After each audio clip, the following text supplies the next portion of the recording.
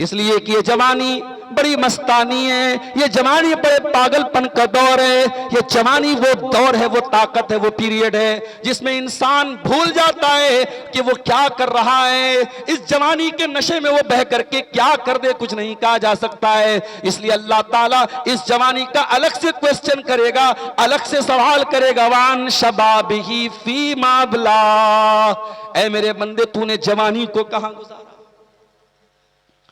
मेरे नौजवानों, कभी फेसबुक की दुनिया से बाहर निकलो, कभी इंस्टाग्राम और कभी व्हाट्सएप की दुनिया से बाहर निकल करके अल्लाह के नबी की सीरत का मुताला करो, कभी अल्लाह के रसूल के सहाबा की जिंदगियों को पढ़ो, तुम्हें पता चलेगा सहाबा भी तो हमारी तरह नौजवान थे, सहाबा भी तो इंसान थे, उनकी जवानी कहां गुजरी है। नबी अकरम ऐलान करते हैं, नबूवत का ऐलान करते हैं, अल्लाह की तौहीद की तरफ दावत देते हैं। हजरत अली की उम्र 10-11 साल की है, अभी तो पूरी तरीके से वो जवान भी नहीं हुए। हजरत अली कहते हैं, अल्लाह के नबी मैं आपका साथ देने को तैयार हूं। हजरत ज़ैद इब्ने हारिसा 20 साल के 18-20 साल के नौजवान हैं, वो नबी का साथ देने के लिए खड़े हो जाते हैं। हजरत बिलाल 18-20 साल के नौजवान हैं, नबी का साथ देने को तैयार हो जाते हैं। उस्मान गनी 30 साल के नौजवान हैं, नबी का साथ देने के लिए खड़े हो जाते हैं। अब्दुल्ला बिन मसूद 22-24 साल के नौजवान हैं, नबी का साथ देने के लिए खड़े हो जाते हैं। खालिद बिन वलीद 22-24 साल के नौजवान हैं, इस्लाम के लिए ऐसी लड़ाई लड़ते हैं, नबी उनको अल्लाह की तलवार का लक़ब दे देते हैं। ये नबी के सहाबा, ये ज्यादातर इनकी मेजॉरिटी आप देखिए, इनमें अक्सरियत आपको नौजवानों की मिलेगी। आज जुमा का दिन था, आपने जुमा के दिन सूरह कहफ पढ़ी होगी, नहीं पढ़ी थी तो पढ़ना चाहिए था। जुमा के दिन फजर की के बाद से लेकर के मगरिब के पहले पहले जरूर सूरह कहफ पढ़नी चाहिए। औरतों से भी कहता हूं, अगर किसी वजह से सुबह बिजी रह गई तो शाम को मौका मिले पढ़ लेना। अभी शाम को मगरिब के पहले मैंने अपनी अहलिया को फोन किया, कोई काम था, कोई बात करनी थी, उन्होंने कहा बाद में फोन कीजिए, अभी मैं सूरह कहफ पढ़, सुबह नहीं पढ़ सकी। ये मामूल है अल्हम्दुलिल्लाह हमारे घर में सूरह कहफ पढ़ने का, आपका भी होना चाहिए, सबका होना चाहिए। सूरह कहफ पढ़ने से हम लोग गुनहगार लोग हैं। अगर एक सूरह कहफ पढ़ने से 15-20 मिनट लगता है, अगर अल्लाह ताला एक नूर अता करता है, एक रोशनी अता करता है, हमारा क्या नुकसान है। हमें अपनी जिंदगी के शेड्यूल में सूरह कहफ को शामिल करें। मोहब्बत जिसने सिखलाए, सलाम उस पर के जिसने जख्म खाकर फूल बरसाए, सलाम उस पर के जिसने खून के प्यासों को क़बाएं दी, सलाम उस पर के जिसने गालियां सुनकर दुआएं दी, सलाम उस पर के जिसका जिक्र है सारे सहाइफ में, सलाम उस पर हुआ मजरूह जो बाज़ार ताइफ में, सलाम उस पर वतन के लोग जिसको तंग करते थे, सलाम उस पर के घर वाले भी जिससे जंग करते थे, सलाम उस पर के जिसके घर में चांदी थी न सोना था, सलाम उस पर के टूटा बोरिया जिसका बिछौना था, सलाम उस पर जो सच्चाई की खातिर दुख उठाता था,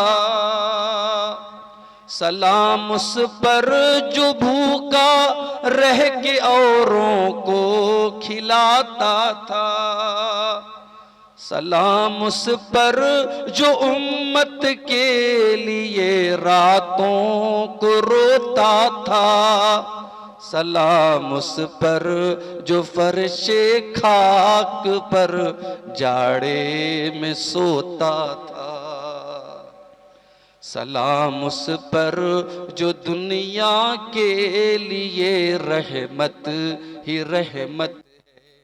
सलाम उस पर कि जिसकी जात फख्रे आदमीयत है। दरूद उस पर, सलाम उस पर, सलाम उस पर, दरूद उस पर। सदरे इजलास हजरत मौलाना तौहीद आलम सलफ़ी हफ़िज़हुल्लाह, स्टेज पर तशरीफ़ फरमा मुहतरम उलमाए किराम, बुजुर्गों और दोस्तों, नौजवान साथियों, माओ और बहनों, प्यारे बच्चों, गोनी टोला प्राणपुर कटिहार का आज का ये प्रोग्राम, जिसका टाइम इस जलसा कमेटी के जिम्मेदार जो इसी गांव के एक नौजवान अब्दुल करीम भाई हैं, उन्होंने बहुत पहले मुझसे इस जलसे का टाइम लिया था। किसी को अंदाजा नहीं था कि 20 दिसंबर के पहले ही इतनी खतरनाक सर्दी शुरू हो जाएगी। परसों बनारस में जब सुबह मैं मदरसे जाने लगा, मैं बाइक से जाता हूं डेली मदरसे, तो खतरनाक किस्म का कोहरा नजर आया। उसी दिन डीएम का ऑर्डर भी आ गया कि स्कूलों और मदरसों का टाइम चेंज करके सुबह 10 बजे से टाइम किया जाए। मैं परेशान हो गया, इतना कोहरा है, और मेरी जो सफर की तरतीब होती है, आमतौर से मैं पटना से बाई कार आता हूं। मैंने ड्राइवर साहब को फोन किया, उन्होंने कहा पटना में भी बहुत कोहरा है। और जुमेरात के दिन यानी कल के दिन मेरा प्रोग्राम डालकोला में था, वो प्रोग्राम मुझे कैंसिल करना पड़ा। मेरे ड्राइवर ने इनकार कर दिया, मैं नहीं जा पाऊंगा। अब्दुल करीम भाई से मैंने बोला कि अब आपके प्रोग्राम के लिए मैं आऊंगा, मुझे वापस भी जाना है, सुबह क्लास का मसला है। ड्राइवर जाने से इनकार कर रहा है, बोल रहा है रात में कोहरा बहुत ज्यादा होगा। इन्होंने कहा नहीं शेख, आपको आना पड़ेगा, पब्लिक जो है नाराज हो जाएगी। तो बहरहाल मैं ट्रेन से आया, आज सुबह मैं कटिहार पहुंचा, और अभी फौरन मुझे प्रोग्राम करके 11:05 पर कटिहार से ट्रेन है। और मैंने अब्दुल करीम भाई से कहा था 9 बजे ही मुझे स्टेज पर बिठा दीजिए, लेकिन चूंकि हम सब जानते हैं आपका ये जलसा अल्लाह के घर के लिए है, एक जलसा एक मस्जिद के लिए है, और हमारे बड़े अजीज दोस्त और हमारे बड़े भाई मौलाना अख्तर मिफ्ताही साहब अपनी मिष्टी भाषा और मीठी जुबान में तकरीर भी कर रहे थे और आपसे मस्जिद के लिए चंदा भी वसूल कर रहे थे। तो मैंने अपने वक्त की कुर्बानी दी। मैंने कहा ठीक है, मेरी तकरीर थोड़ी कम हो जाए चलेगा, लेकिन मस्जिद के लिए अगर पैसा आ रहा है, चंदा आ रहा है, तो वो आना चाहिए। बड़ा मसला ये भी होता है, लोग मुझको बार बार ये भी बोलते हैं शेख आपके बाद लोग नहीं रुकेंगे, जबकि बड़ी मेहनत से और बड़ा खर्च करके लोग मुकर्रिरीन को बुलाते हैं। आपने सुना अभी शेख तौहीद साहब ने बयान किया, उधर मुर्शिदाबाद से एक मुकर्रिर आए हुए हैं, मेरे बाद उनका खिताब है हैदर अली साहब का। उसके बाद किशनगंज से एक नौजवान मुकर्रिर आपके इलाके के हैं मुजीबुर रहमान चतुर्वेदी साहब। दो मुकर्रिर बाकी हैं, और वो बंगला में भी बोलेंगे। मुजीबुर रहमान साहब तो शायद उर्दू में बोलते हैं, हैदर अली साहब बंगला में बोलेंगे। तो मैं तो जो भी टूटी फूटी बातें बोलूंगा, ये आपसे मेरी भी बड़ी अदब के साथ गुजारिश है कि आप ये ना सोचें कि अब्दुल गफ्फार साहब चले गए तो प्रोग्राम खत्म हो गया। जलसा बड़ी मेहनत से महीनों की तैयारी के बाद होता है। जलसे को सक्सेस बनाना है, जलसे को सफल बनाना है। जलसा 1 बजे तक चले, 2 बजे तक चले। आपने जैसे इतनी कुर्बानी दी है, थोड़ी सी कुर्बानी और दीजिएगा। और पिंडाल के नीचे आप, मैं जानता हूं ठंडी हवाएं चल रही हैं, मौसम बहुत ठंडा है, लेकिन आप थोड़ी सी कुर्बानी दीजिए, प्रोग्राम में शामिल होइए। और जो मकसद है जलसे का, मस्जिद का ताउन, अल्लाह के घर की तामीर और तरक्की के लिए जलसा हो रहा है, इसमें भी आप बढ़ चढ़ करके योगदान दीजिए। अल्लाह ताला आपको इस नेकी के काम में हिस्सा लेने की तौफीक अता फरमाए, आमीन।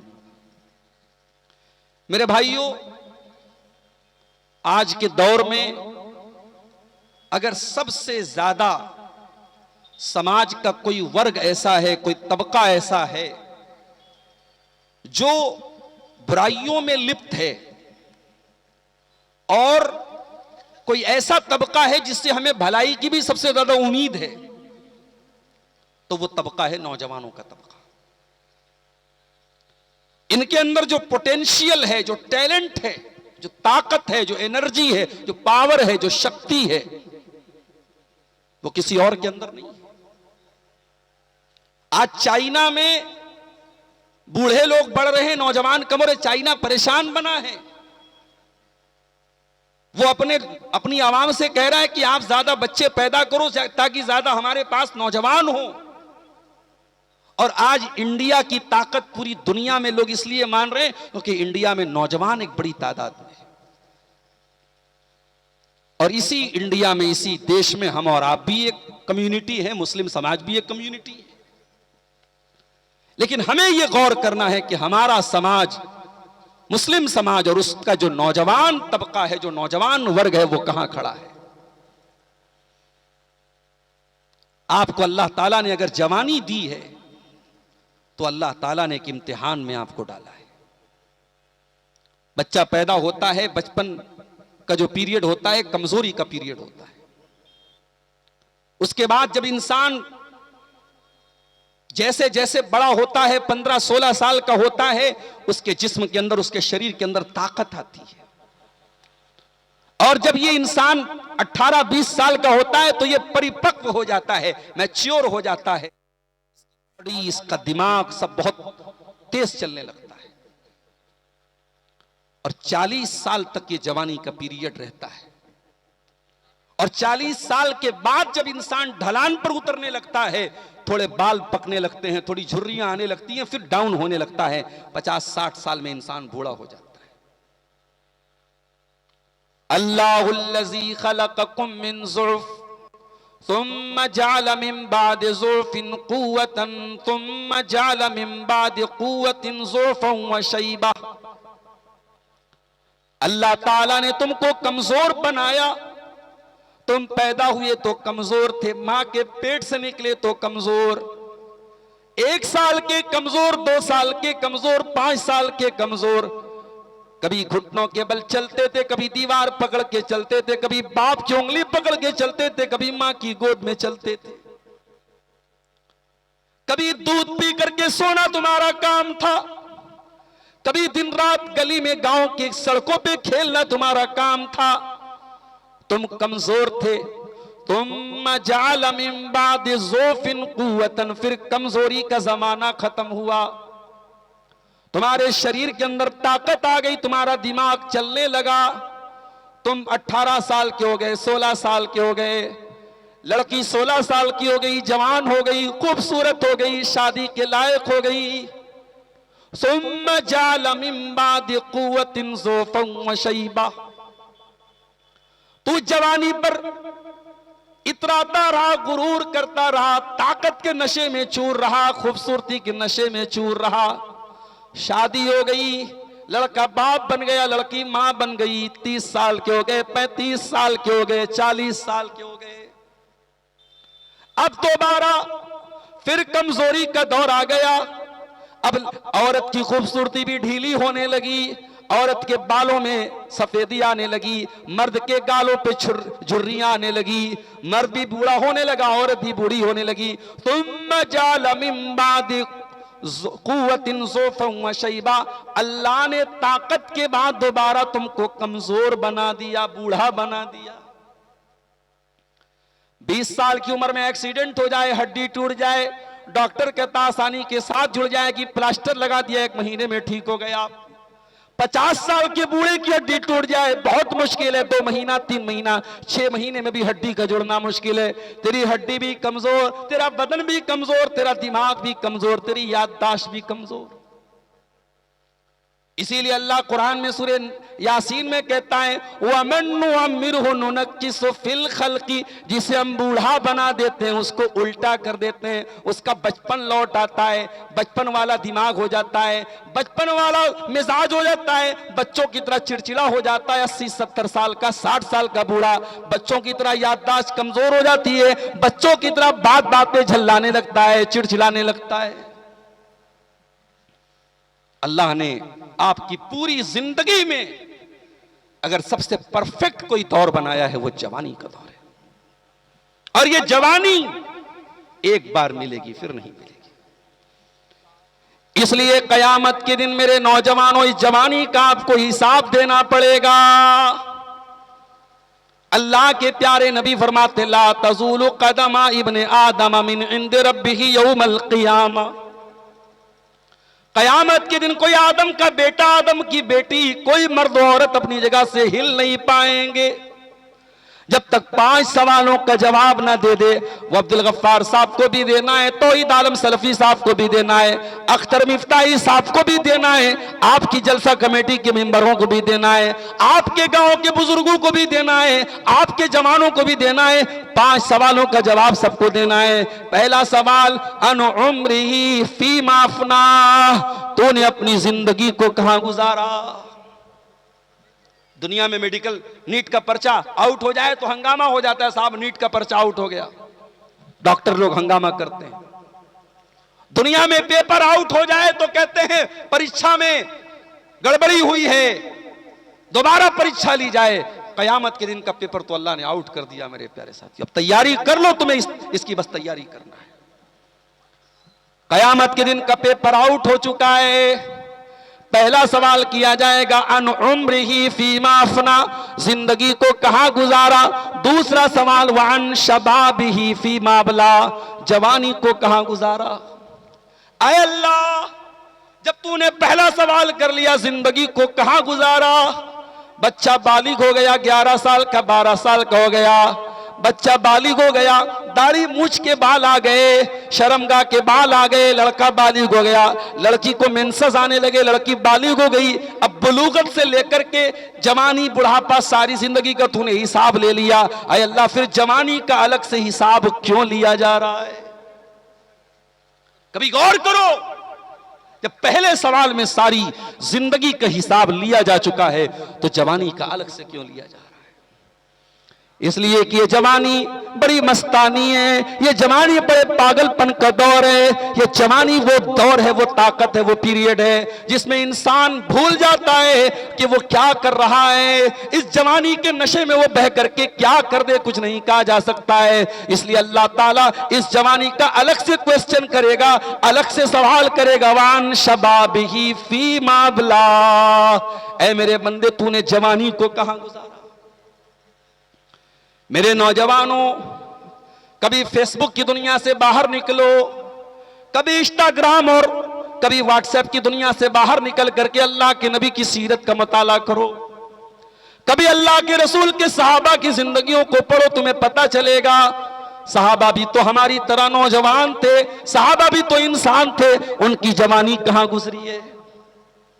नबी अकरम ऐलान करते हैं, नबूवत का ऐलान करते हैं, अल्लाह की तौहीद की तरफ दावत देते हैं। हजरत अली की उम्र 10-11 साल की है, अभी तो पूरी तरीके से वो जवान भी नहीं हुए हैं। हजरत अली कहते हैं अल्लाह के नबी मैं आपका साथ देने को तैयार हूं। हजरत ज़ैद इब्ने हारिसा 20 साल के 18-20 साल के नौजवान हैं, वो नबी का साथ देने के लिए खड़े हो जाते हैं। हजरत बिलाल 18-20 साल के नौजवान हैं, नबी का साथ देने को तैयार हो जाते हैं। उस्मान गनी 30 साल के नौजवान हैं, नबी का साथ देने के लिए खड़े हो जाते हैं। अब्दुल्ला बिन मसूद 22-24 साल के नौजवान हैं, नबी का साथ देने के लिए खड़े हो जाते हैं। खालिद बिन वलीद 22-24 साल के नौजवान हैं, इस्लाम के लिए ऐसी लड़ाई लड़ते हैं, नबी उनको अल्लाह की तलवार का लक़ब दे देते हैं। ये नबी के सहाबा, ये ज्यादातर इनकी मेजॉरिटी आप देखिए, इनमें अक्सरियत आपको नौजवानों की मिलेगी।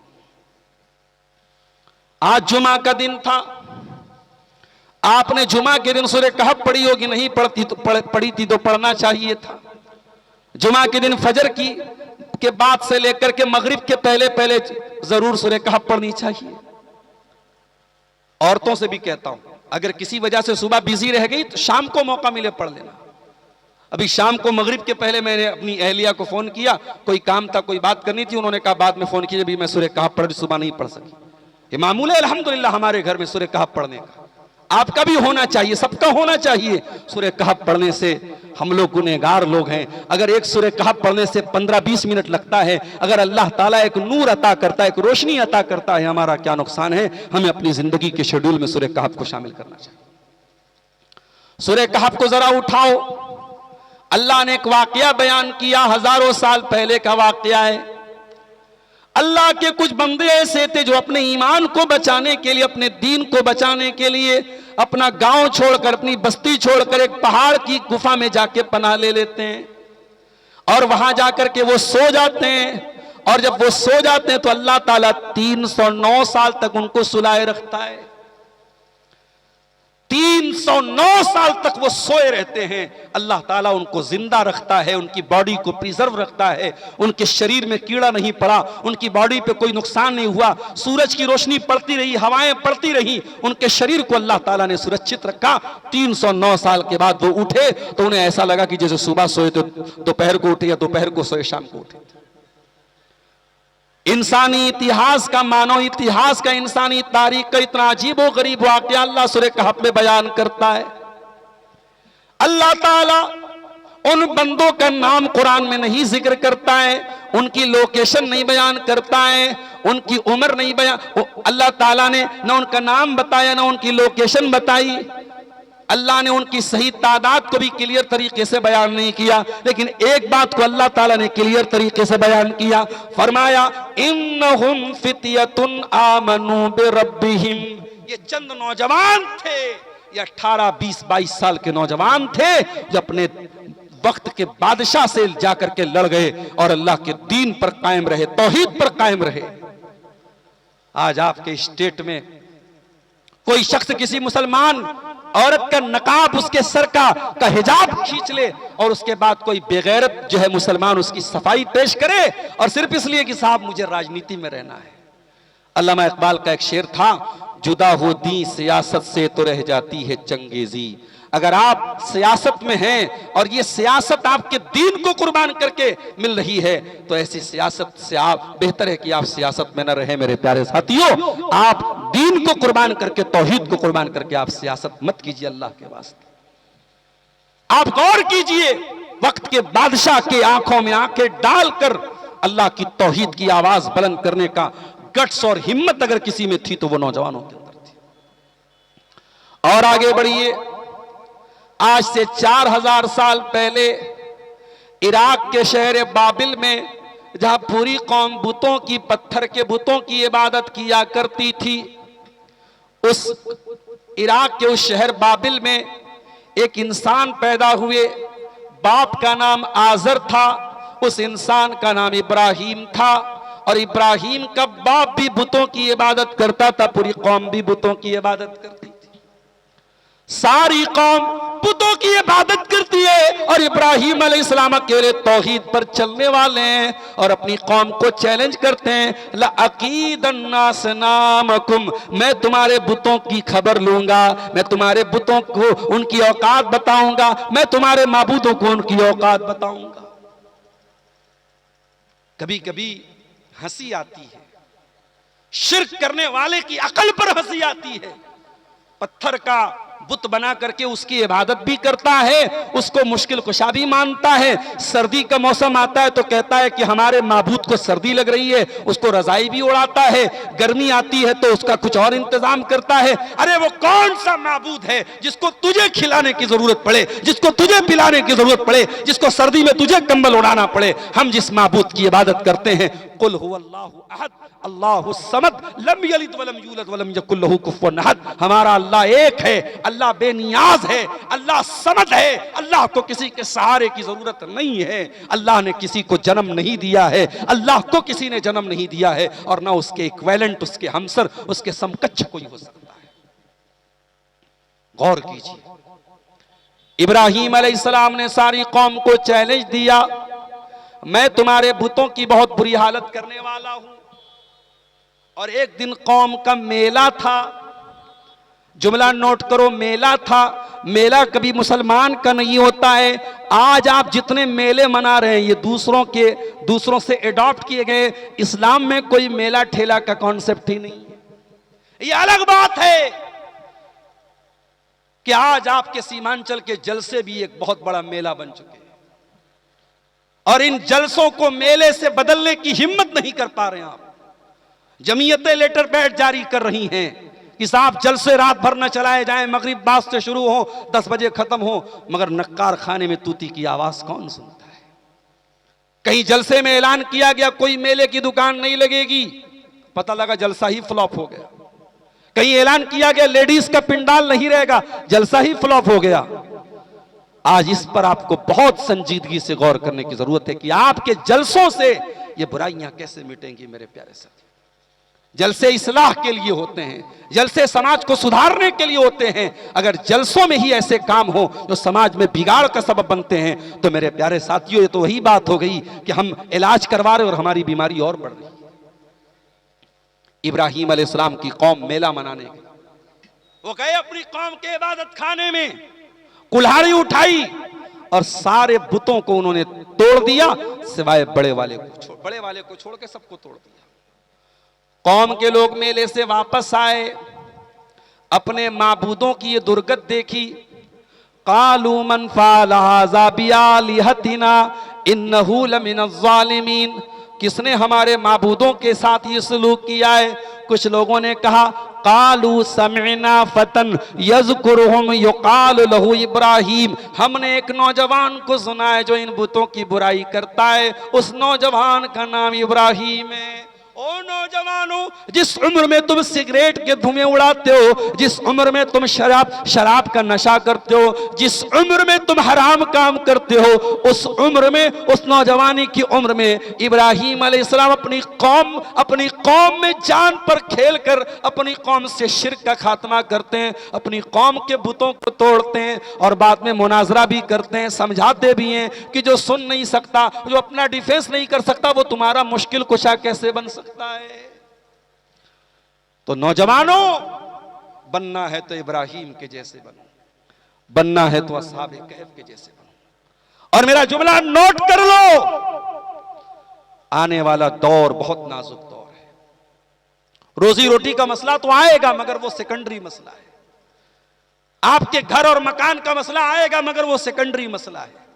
आपकी सिटीजनशिप का मसला भी आएगा, आपको भारत का नागरिक नहीं माना जाएगा, आपको भारत से निकालने की साजिश की जाएगी। ये सारे मसले आएंगे, मगर उससे बड़ा मसला क्या है, आपके ईमान को खत्म करने की प्लानिंग। आप मुसलमान रहें, बाई नेम मुसलमान रहें, बाई बिलीफ मुसलमान न रहें, अकीदा आपका कुफ्र पर हो जाए, आप मुसलमान होकर के भी पत्थर के आगे सजदा करें, आप मुसलमान होकर के भी शिरकिया नारे लगाएं, ये आपको ऐसा बनाया जाएगा। और ये बात मैं नहीं कह रहा हूं, ये बात अल्लाह के प्यारे नबी जनाब मोहम्मद रसूलुल्लाह सल्लल्लाहु अलैहि वसल्लम ने फरमाई थी। आपने फरमाया अनकरीब बहुत सारे फितने पैदा हो जाएंगे, इतने फितने पैदा हो जाएंगे जैसे रात में सिर्फ अंधेरा ही अंधेरा नजर आता है, फितने ही फितने नजर आएंगे। युस्बिहुर रजुलु मुमिनन व युमसी काफिरा, सुबह कोई इंसान मोमिन होगा, शाम होते होते काफिर हो जाएगा, शाम को मोमिन होगा, सुबह होते होते काफिर हो जाएगा। अपने ईमान को 12 घंटे बचाना मुश्किल हो जाएगा। कल एक मौलाना साहब का डिबेट होने वाला है सुबह 11 बजे जावेद अख्तर के साथ, जो भारत के अंदर बहुत बड़ी पर्सनालिटी मानी जाती है। जावेद अख्तर को तो जानते होंगे आप लोग, शबाना आजमी का शौहर जावेद अख्तर, जो एथिस्ट है, जो मुल्हिद है, जो अल्लाह को नहीं मानता है, उसका डिबेट होने वाला है एक मौलाना के साथ कल सुबह 11 बजे यूट्यूब पर वो लाइव होगा। और डिबेट का टॉपिक क्या है, डज गॉड एग्जिस्ट, क्या खुदा मौजूद है, क्या अल्लाह है। इस पर वो जावेद अख्तर नाम का मुल्हिद वो बहस करेगा। यानी वो ये मानने को तैयार ही नहीं है कि इस दुनिया में कोई रब भी है, कोई अल्लाह भी है, कोई इस दुनिया को बनाने वाला भी है। ये दौर आ चुका है जब उलमा को इस बात पे डिबेट करना पड़ रहा है कि अल्लाह है, और इसीलिए अल्लाह के नबी फरमाते क़यामत के पहले वो दौर भी आएगा, लोग बहुत ज्यादा सवालात करेंगे, इतने सवालात करेंगे, इतने सवालात करेंगे कि यहां तक सवाल पहुंच जाएगा जब सारी चीजों को अल्लाह ने बनाया, फमन खलक अल्लाह, तो अल्लाह को किसने बनाया, अल्लाह को बनाने वाला कौन है, यहां तक सवाल किया जाएगा। और जब ये सवाल तुम्हारे जहन में आ जाए, तुम्हारे दिमाग में आ जाए, अल्लाह के नबी ने फरमाया फलयंतही वलयतअव्वज़ बिल्लाहि मिनश शैतानिर रजीम। जब इंसान के दिमाग में इस तरीके का सवाल आए तो अल्लाह की पनाह मांगे शैतान मरदूद से, औज़ु बिल्लाहि मिनश शैतानिर रजीम पढ़ ले और जल्दी से अपने ख्याल को दिल से निकाल दे। ये दौर आ चुका है कि अल्लाह के वजूद पर डिबेट होने वाला है। उलमा को ये साबित करना पड़ रहा है कि अल्लाह भी मौजूद है। मेरे प्यारे साथियों, इस दौर में अपने ईमान की हिफाजत करो। मेरी बहनों, अपने ईमान की हिफाजत करो।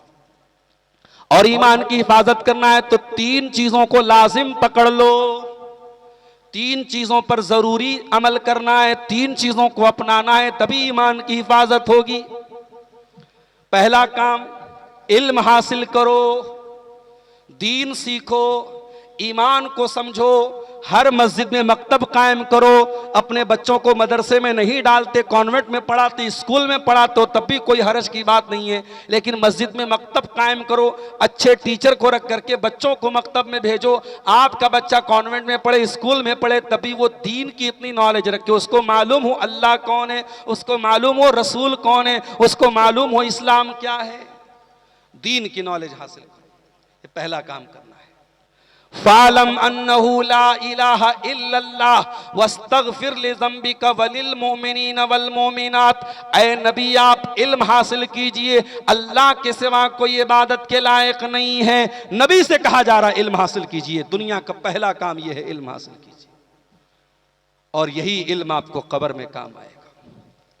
आपके बच्चे डॉक्टर बने, बहुत अच्छी बात है, इंजीनियर बने, बहुत अच्छी बात है, बिजनेसमैन बने, बहुत अच्छी बात है। वो दुनिया के किसी भी कोने में चले जाएं, पहले मुसलमान बने। उनका शऊर इतना पुख्ता करो, उनको इतनी नॉलेज दे दो, वो डॉक्टर हो तो इस्लाम पर चलने वाला डॉक्टर हो, वो इंजीनियर हो तो इस्लाम पर चलने वाला इंजीनियर हो। उसे मालूम हो कि अल्लाह उसका रब है। वो दुनिया में कहीं पर भी जाए, अपने अल्लाह के बारे में उसको। दूसरा काम आपको यह करना है, अगर ईमान की इस लड़ाई को में ईमान को बचाना है, दूसरा काम क्या करना है, अच्छे लोगों की सोहबत अपनाना है। हजरत नूह अलैहिस्सलाम का बेटा बुरे लोगों की संगत में रहा, बिगड़ गया। 950 साल तक अल्लाह के दीन की तबलीग करने वाले नबी का बेटा बुरे लोगों की संगत में रह करके बिगड़ गया, और नतीजा क्या निकला, डूब गया, मर गया, खत्म हो गया, दुनिया में भी बर्बाद हो गया, आखिरत में भी बर्बाद हो जाएगा। और असहाबे कहफ का कुत्ता, जो गलीज जानवर है, जो नापाक और नजिस जानवर है, कुत्ता बर्तन में मुंह लगाते 7 बार धोना पड़ेगा। वो कुत्ता असहाबे कहफ के साथ था, तो अल्लाह ने कुरान में उस कुत्ते का जिक्र कर दिया। वो कुत्ता अच्छे लोगों के साथ रहने की वजह से उनके साथ उसकी गिनती हुई। और जब अल्लाह ने असहाबे कहफ का जिक्र किया, फरमाया सबातु व सामिनुहुम कल्बुहुम, वो 7 थे और 8वां उनका कुत्ता था। उनका कुत्ता भी 309 साल तक वो जिंदा रहा। अल्लाह ने 309 साल तक कुत्ते को भी महफूज रखा। सोहबत का असर होता है मेरे प्यारे साथी। कहीं ऐसा ना हो कयामत के दिन हमें पछताना पड़े कि हम किन लोगों की सोहबत में पड़ गए। यौम यअज़्ज़ु ज़ालिमु यदैहि यक़ूलु या लैतनी इत्तख़ज़्तु मअर रसूलि सबीला या वैलता लैतनी लम अत्तख़िज़ फुलानन खलीला लक़द अज़ल्लनी अन ज़िक्रि बाद इज़ जाअनी व कान अश-शैतानु लिल इंसानी ख़ज़ूला। ऐ इंसान, कहीं ऐसा ना हो कयामत के दिन तुझे अपने हाथों को काट के कहना पड़े, ऐ काश मैंने फला को साथी न बनाया होता, फला को दोस्त न बनाया होता, फला ने मुझको अल्लाह की राह से बहका दिया। इसलिए संगत बहुत जरूरी चीज है मेरे प्यारे साथियों। अच्छे लोगों की संगत अपनाओ। अपनी बहनों से कहना चाहता हूं, तुम पर्दा करती हो, तुम हयादार हो, तुम शर्मीली हो, लेकिन बेहया लड़कियों के साथ उठोगी बैठोगी, उनसे दोस्ती करोगी, चाहे फेसबुक पर ही उनसे फ्रेंडशिप कर लोगी, चाहे इंस्टाग्राम पर ही उनको फॉलो करोगी, अगर बेहया लड़कियों से तुम दोस्ती करोगी तो एक दिन तुम भी बेहया बन जाओगी। तो ये दूसरा काम। और तीसरा काम क्या करना है, अगर ईमान को बचाना है, पहला काम इल्म हासिल करना है, दूसरा काम अच्छे लोगों के साथ रहना है, तीसरा काम क्या करना है, कुरान से अपना ताल्लुक जोड़ना है। कुरान को पढ़ो, कुरान के लिए टाइम निकालो। मोबाइल 10 मिनट के लिए डिस्चार्ज हो जाए बेचैन हो जाते हो, व्हाट्सएप पर कोई मैसेज दोस्तों का है ना देख पाओ बेचैन हो जाते हो। इतनी मोहब्बत तुमको मोबाइल से हो गई, इतनी मोहब्बत तुमको सोशल मीडिया से हो गई। अल्लाह ने अपना अंतिम मैसेज, अपना लास्ट मैसेज, अपना अंतिम संदेश तुमको भेजा है, जो मोहम्मद अरबी सल्लल्लाहु अलैहि वसल्लम के जरिए कुरान की शक्ल में आपको मिला है। और जो कुरान मेरे नबी पर उतरा वही कुरान एज इट इज आपके पास है, एक जेर जबर का भी फर्क नहीं है, वही कुरान आज आपके पास है। दुनिया की किसी भी लाइब्रेरी में चले जाओ, बाइबल के नुस्खों में फर्क मिल जाएगा, वेद और रामायण में फर्क मिल जाएगा, पुराणों में फर्क मिल जाएगा, मगर अल्लाह की कसम उस्मान गनी जिस कुरान की तिलावत करते हुए शहीद हुए थे और जिस कुरान पर उनके खून के छींटे पड़े थे, आज भी ताशकंद के म्यूजियम में वो कुरान रखा है। उठाओ उस कुरान को और अपने मदरसे में रखे हुए, अपने घर की अलमारी में रखे हुए कुरान को उठाओ, दोनों कुरान में आपको कोई फर्क नहीं मिलेगा। इन्ना नहनु नज़्ज़लना ज़िक्रा व इन्ना लहू लहाफ़िज़ून। ये कुरान मानो की हो, ये मैन मेड बुक नहीं है, ये man written by man book नहीं है, इंसान की लिखी की किताब नहीं है, मोहम्मद रसूलुल्लाह की लिखी किताब नहीं है, ये किताब अल्लाह की किताब है। मेरे प्यारे साथियों, इस कुरान से अपना ताल्लुक। मौलवी साहब, साइंस पढ़ाने वाला टीचर महीने में 10,000 रुपया महीना कमा रहा है। उसी स्कूल में, उसी मदरसे में कुरान पढ़ाने वाला टीचर 5,000 पा रहा है। आपके घर में बच्चों को जो मैथ पढ़ाने वाला टीचर आता है वो 2,000 रुपया महीना पा रहा है, और कुरान पढ़ने वाले मौलवी साहब से मोल भाव करते हो, मौलवी साहब 500 ले लीजिए, 600 ले लीजिए। कुरान की वैल्यू को हमने गिराया है मेरे साथियों। नबी ने तो कुरान की वैल्यू बहुत बड़ी बताई थी। नबी ने तो यहां तक फरमाया, खैरुकुम मन तअल्लमल कुरान व अल्लमहु, जो कुरान को सीखता है, जो कुरान को सिखाता है, उससे बेहतर कोई नहीं है। कुरान को सीखने सिखाने वाले से बेहतर कोई नहीं। दुनिया की कोई नॉलेज कुरान का मुकाबला नहीं कर सकती है। आपने कुरान की वैल्यू को गिराया है। कुरान से अपना ताल्लुक जोड़ो मेरे भाई। इन कुरान पढ़ने पढ़ाने वाले बच्चों की कदर करो, कुरान के हाफिजों की कदर करो, कुरान के आलिमों की कदर करो। अल्लाह कुरान में कहता है, वक़ाल अल्लज़ीना कफ़रू लौला नुज़्ज़िला अलैहिल कुरान जुमलतन वाहिदा। ये काफिर कहते हैं, ये इनकार करने वाले कहते हैं कि नबी पर कुरान इकट्ठा क्यों नहीं उतारा गया, कुरान एक साथ पूरा 30 पारे क्यों नहीं उतारा गया, कुरान 114 सूरतें इकट्ठी क्यों नहीं उतारी गई। कज़ालिका लिनुतब्बित बिही फुआदका वरत्तलनाहु तरतीला। ऐ नबी, हम थोड़ा थोड़ा कुरान इसलिए उतार रहे हैं क्योंकि थोड़ा थोड़ा कुरान उतरता चला जाएगा और आपका दिल मजबूत होता चला जाएगा, इसलिए कुरान को थोड़ा थोड़ा करके हमने उतारा है। कुरान को ठहर ठहर करके पढ़ने का हुक्म दिया है। कुरान पढ़ो मेरे भाई, कुरान आपके दिलों को सुकून देगा। ऐ म्यूजिक के पीछे भागने वाले नौजवानों, एयरपॉड लगा करके रात दिन गाना सुनने वाले नौजवानों, वही एयरपॉड लगा करके, वही हेडफोन लगा करके बाइक से जाते हुए एक्सीडेंट हो जाता है, मर जाते हो। उसी कार में गाना सुनते हुए मौत आ जाती है। सोचो कयामत के दिन भी उठोगे तो गाना सुनते हुए उठोगे। वालेकुम सलाम।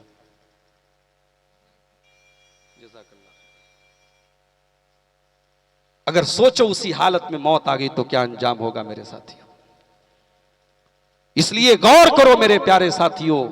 आज भी जब कोई फोन करके ये कहता है, मौलाना साहब मैं गाड़ी चलाता हूं, 4 व्हीलर चलाता हूं, सुबह सवेरे जब गाड़ी लेके निकलता हूं, कभी आपकी तकरीर सुन लेता हूं, कभी फला मौलाना साहब की तकरीर सुन लेता हूं, तो दिल में खुशी होती। इसलिए नहीं कि मेरी तकरीर सुन रहा है, इसलिए खुशी हो रही। चलो कोई नौजवान है जो इस गाना और म्यूजिक के दौर में सुबह अपनी कार से जा रहा है तो कुरान और हदीस की बातों को सुन रहा है, उसे शौक है। आज भी बहुत सारे नौजवान मिलते हैं, शेख साहब रात में सोता हूं तो तकरीरें सुन के सोता हूं, उलमा के बयानात सुन के सोता हूं, दिल खुश होता है, दिल बाग बाग होता है। मेरे प्यारे साथियों, ये दिल में ईमान की निशानी है कि आपको कुरान सुन करके सुकून मिले।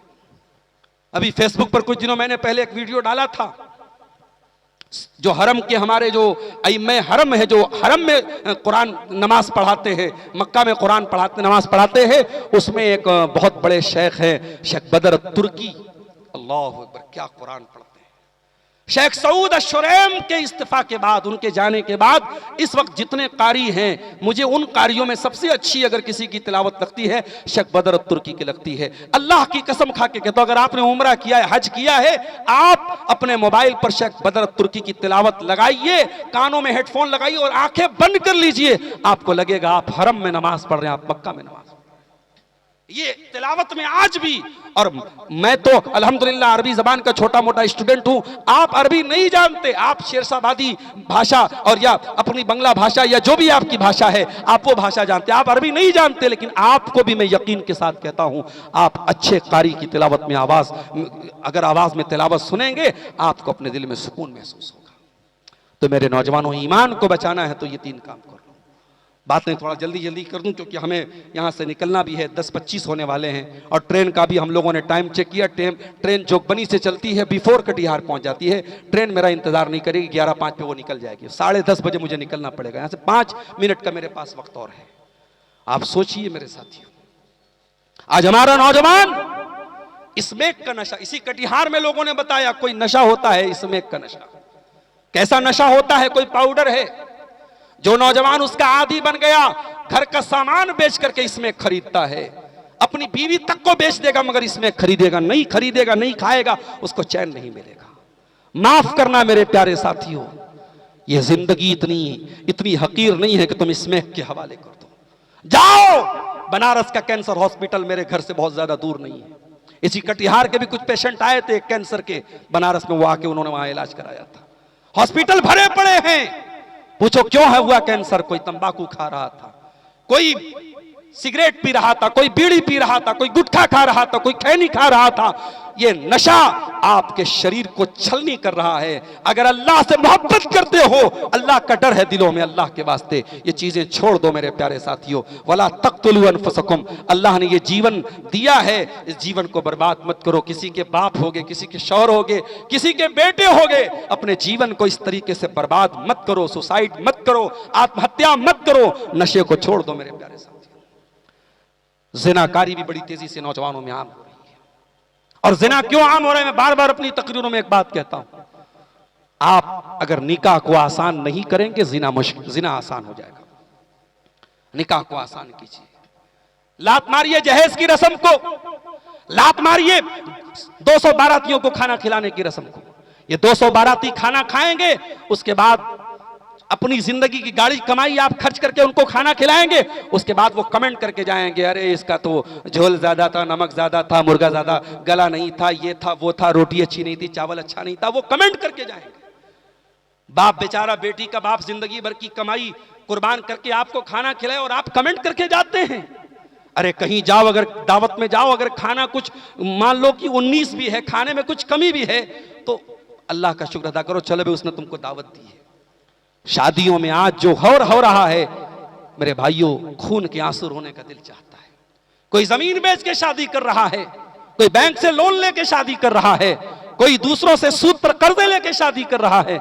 मेरे नबी के दौर में शादी इतनी मुश्किल नहीं थी, और जब आपने शादी को इतना मुश्किल बना दिया तो आज हालात ये हैं कि आज शहरों में होटल मौजूद हैं और नकाब पहन के लड़की गैर मुस्लिम लड़के के साथ जाती है, होटल में ज़िना करके निकलती है। वीडियो डेली जो है उसको मिल रहा है मेरे प्यारे साथी। क्या लिखा है सवाल औरतों की जानिब से? अरे भाई सवालात आने लगे।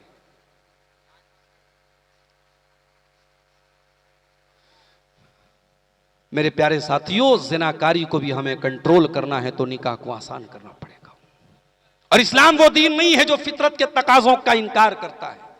अगर आप नौजवान हैं, आपको जब जवान हो जाए, लड़की जवान हो जाए, लड़का जवान हो जाए, शरीयत कहती है कि ठीक है, उसे एक जोड़े की जरूरत है, उसे एक लाइफ पार्टनर की जरूरत है, उसे एक जीवन का शरीके हयात की जरूरत है। इस्लाम कहता है या माशर शबाब, ए नौजवानों, तुम्हारी ताकत हो जाए शादी की, फल यतज़व्वज, तो निकाह कर लो, फ़इन्नहु अग़ज़्ज़ु लिलबसर, जब तुम निकाह करोगे तो तुम्हारी शर्मगाह की हिफाजत होगी, तुम्हारी आंखों की हिफाजत होगी।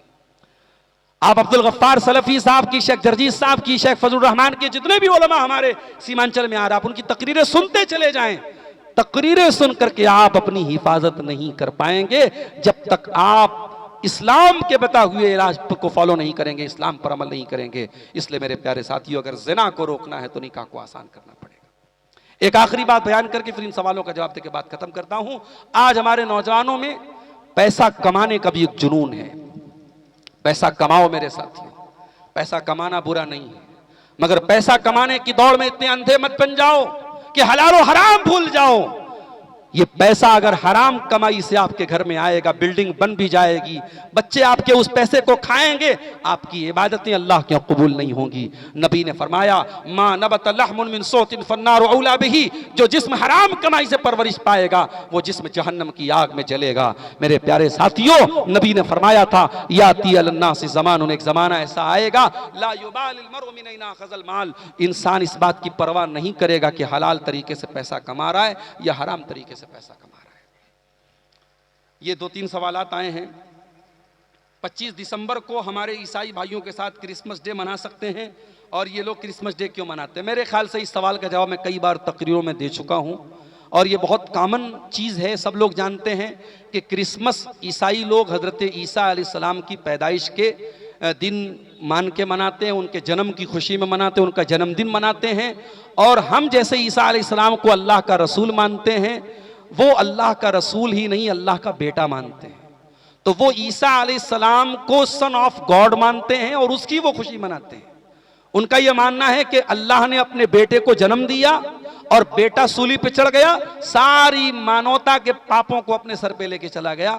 इस पूरे कॉन्सेप्ट को हम अल्लाह ताला की तौहीन मानते हैं, ईसा अलैहिस्सलाम की तौहीन मानते हैं। और इसलिए क्रिसमस के सेलिब्रेशन में मुसलमान का शामिल होना उसके इस्लामी अकीदे के हिसाब से बिल्कुल गलत है, नाजायज़ है। उसकी मुबारकबाद देना, उसमें शामिल होना, या स्कूलों में हमारे बहुत सारे बच्चे जो है वो क्रिसमस ट्री बनाते हैं या सेलिब्रेट करते हैं, ये तमाम चीज़ें गलत हैं, इनसे हमें परहेज करना चाहिए।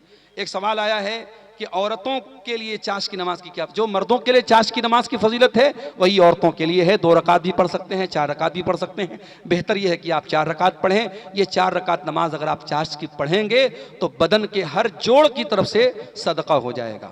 तो सुबह जो है सूरज निकलने के 15-20 मिनट के बाद चाश का वक्त शुरू हो जाता है। आप चाहें तो उस टाइम भी पढ़ सकते हैं, सूरज निकलने के 20 मिनट के बाद, और आप चाहें तो थोड़ा और लेट करके, जब धूप ज़्यादा कड़ी हो जाती है, इस मौसम में तो धूप आपको नहीं मिलेगी, मान लीजिए सुबह 10 बजे का जो टाइम होता है वो भी आप चाश का या इशराक की नमाज का पढ़ सकते हैं उस टाइम। बता तो दिया, बदन के हर जोड़ की तरफ से सदका है। और एक हदीस में यह भी फरमाया गया कि एक हज और एक उम्रा का सवाब भी मिलेगा। एक सवाल यह आया है कि क्या तबलीगी जमात को अहले हदीस की मस्जिद में ठहराना सही है? मैं इस सवाल का जवाब दे चुका हूँ। तबलीगी जमात से हमें बहुत सारी चीज़ों में इख्तलाफ है। अगर आपकी मस्जिद में वो दर्स देने आते हैं तो आप अपने मकामी उलमा से मशवरा कर लें। अगर वो कुरान और सुन्नत की रोशनी में दर्स दे रहे हैं तो उसकी इजाज़त दी जा सकती है। लेकिन अगर वो इस बात पर इसरार करें कि हम अपनी किताब का दर्स देंगे, अपने हिसाब से दर्स देंगे, तो मैं इसको मुनासिब नहीं समझता कि अहले हदीसों की मस्जिद में तबलीगी जमात का जो उनका सिस्टम है उसके हिसाब से दर्स दिया जाए। बाकी इस सिलसिले में आप अपने इलाके की जो जमीयत है, जो उलमा है, उनसे रब्ता करें। एक सवाल आया, क्या नया साल के मौके पर खुशियाँ मना सकते हैं? एक ही लाइन में जवाब दूंगा, नादा ये कह रहा है नया साल मुबारक। एक और ईंट गिर गई दीवारे हयात से, नादा ये कह रहा है नया साल मुबारक। तेरी जिंदगी का 1 साल और कम हुआ है, तू अपनी कब्र से 1 साल और करीब गया है, अपने अंजाम से एक कदम और करीब हुआ है। ये मौका खुशी मनाने का नहीं है, ये अपने आप को जांचने का मौका है। 1 साल में हमने क्या गंवाया, क्या पाया, और आगे एक नई उम्मीद और नए किरण और नए हौसले के साथ अपनी कमियों को दूर करने का मौका है। ये सेलिब्रेशन का मौका नहीं, ये जश्न मनाने का मौका नहीं। अल्लाह ताला हमारे नौजवानों की हिफाजत फरमाए, कहने सुनने से ज़्यादा हम सबको अमल की तौफीक दे। हमें तौफीक दे कि ये जो जलसा हमने मुनक़िद किया है इस मस्जिद की तामीर के लिए, अल्लाह इस मस्जिद की तामीर को जल्द से जल्द हमें मुकम्मल करने की तौफीक अता फरमाए। आमीन व आखिर दावाना अल्हम्दुलिल्लाहि रब्बिल आलमीन। जाने के पहले एक बार फिर मैं आप सबसे बड़े अदब के साथ गुजारिश करूँगा, हमारे बाद मुर्शिदाबाद के एक आलिम आए हैं, शेख हैदर अली से आ चुके हैं, वो आपके सामने खिताब करेंगे। आप हजरात सुकून के साथ बैठे रहें, बंगला ज़ुबान में बेहतरीन खिताब आप सुनेंगे। इंशाअल्लाह अगर हयात बाकी रहेगी फिर मुलाकात होगी। वस्सलामु अलैकुम वालेकुम अस्सलाम व रहमतुल्लाह।